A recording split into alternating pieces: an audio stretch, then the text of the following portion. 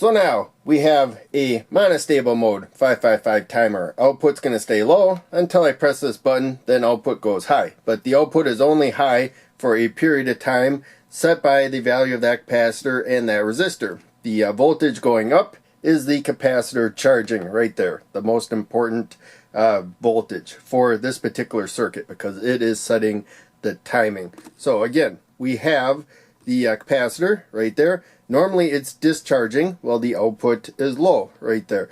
The way to get the output high and let the capacitor charge, you close the switch. So we got 5 volts to pin 2 until we close the switch. We get the ground to 2. That sets the output high and it stops discharging the capacitor so that the capacitor charge. When it gets to 2/3 supply voltage as determined by pin 6, then it sets the output back low. So output high, that LED lights up, I use red, and then output low, that LED lights up, I use blue.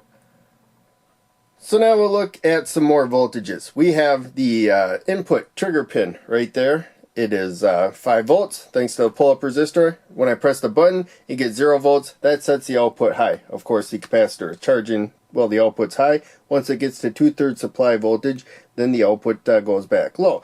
I'll go to the output there. It's low. We got the blue LED. When it's high, it falls short of 5 volts, but it gets as close as it can. Right there. One thing to be aware of. And we'll look at the capacitor again. Of course, the capacitor has to charge up to 2/3 supply voltage to get the output from high to low. Once it gets to 2/3 supply voltage, output goes back to low.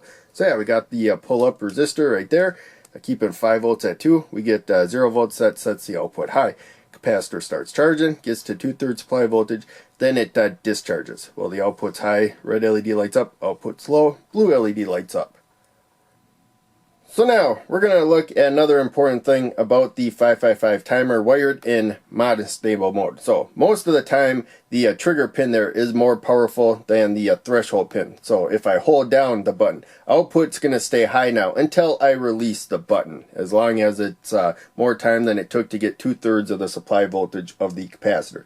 So, I'll move the jumper, we falsely triggered it. But we're going to look at the capacitor voltage right now. So again, monostable mode, until the capacitor gets 2/3 supply voltage.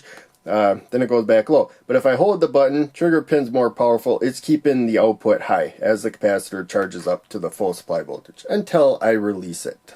So in any case, we come in, we got pin 2, trigger pin, and then the threshold pin, pin 6. Trigger pin, pin 2 is more powerful. You keep a low input to pin 2, it's going to keep the output high, even as the capacitor charges 2/3 supply voltage or higher, as seen by pin 6.